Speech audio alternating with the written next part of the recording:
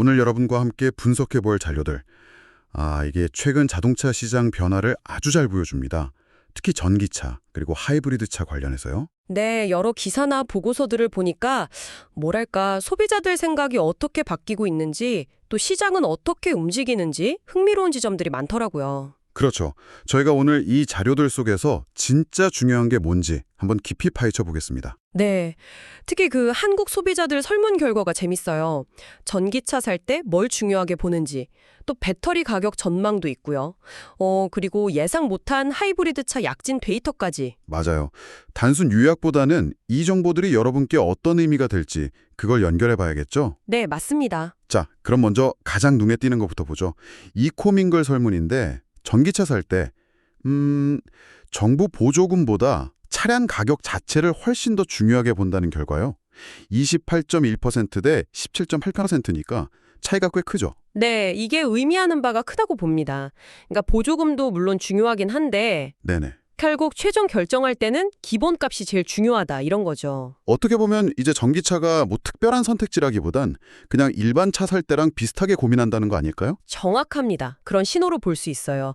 이제 뭐랄까 보조금에만 의존하는 단계를 좀 지나서 진짜 가격 경쟁력 이걸 따지기 시작했다는 거죠. 일회 충전 주행거리 이것도 22.6%로 여전히 중요하고요. 그렇죠. 주행거리 중요하죠. 그리고 실제로 전기차 타시는 분들 이야기 들어보면 유지비 절감이 가장 좋다고 하세요. 60% 이상이요.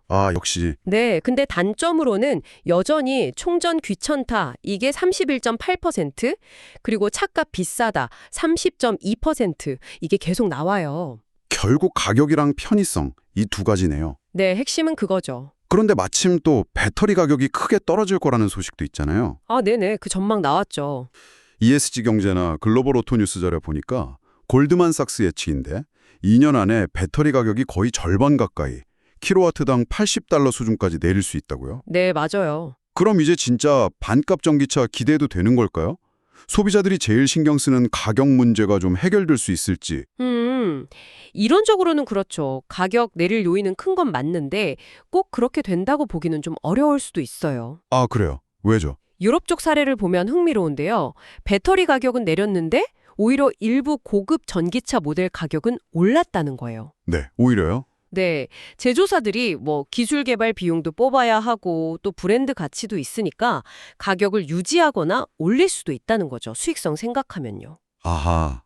그럼 저가 모델에는 가격 인하 효과가 좀 더 가겠지만 시장이 아예 나뉘어버릴 수도 있겠네요. 고급형이랑 보급형. 그럴 가능성 충분히 있습니다. 그리고 한국 충전 인프라 얘기 잠깐 하면요. 충전기 숫자는 전기차 한 대당 1.7기 정도로 양적으로는 세계 최고 수준이에요. 네, 그건 저도 봤어요.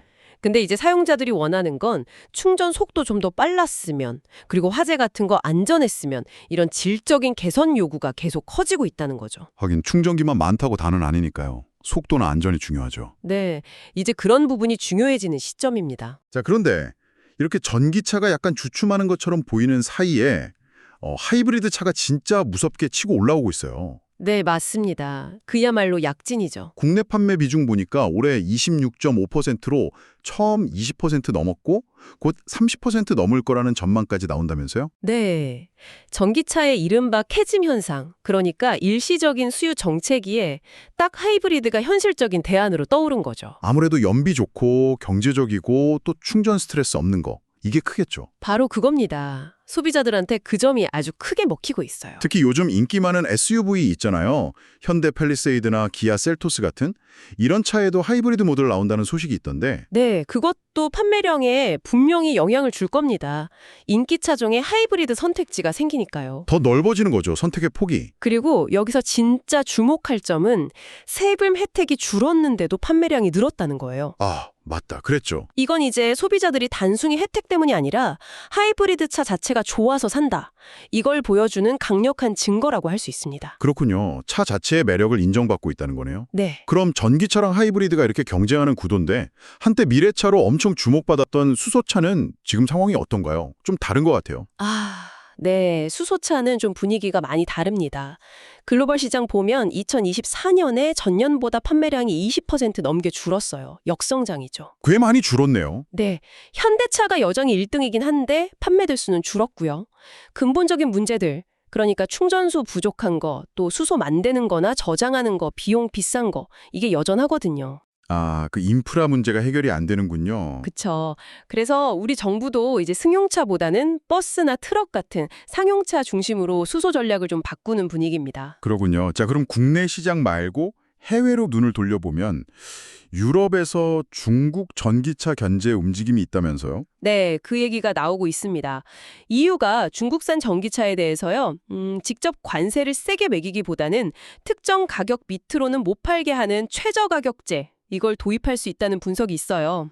아, 관세 대신 가격 하한선을 정한다. 네, 그렇죠.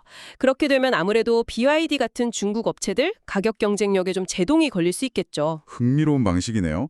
근데 또 반대로 독일 같은 경우는 법인 전기차 세제 혜택을 엄청 늘려서 전기차 전원을 막 밀어붙이려고 한다면서요? 맞습니다. 그렇게 상반된 움직임도 같이 나타나고 있어요. 각 나라마다 상황이나 전략이 다른 거죠. 자, 그럼 오늘 이야기들 한번 정리해 볼까요?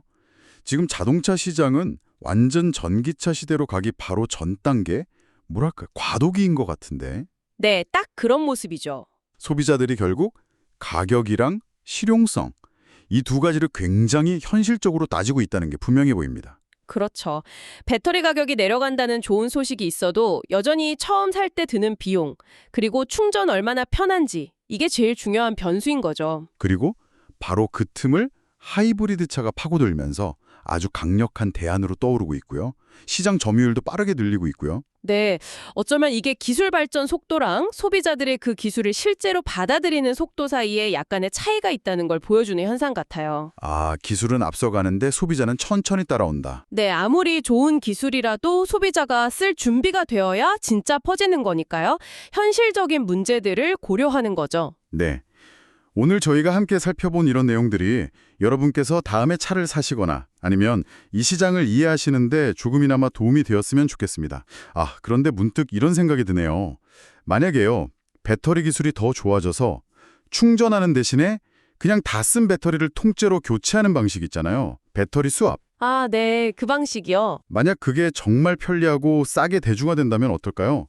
그러면 충전 시간이나 인프라 부족 같은 전기차의 큰 단점들이 확 해결될 수도 있을 텐데요. 그쵸. 그게 가능하다면 정말 게임 체인저가 될 수도 있겠네요. 그렇게 되면 지금 우리가 얘기하는 전기차 시장의 모습과는 완전히 다른 속도, 또 다른 양상으로 확 바뀌어버릴 수도 있지 않을까요?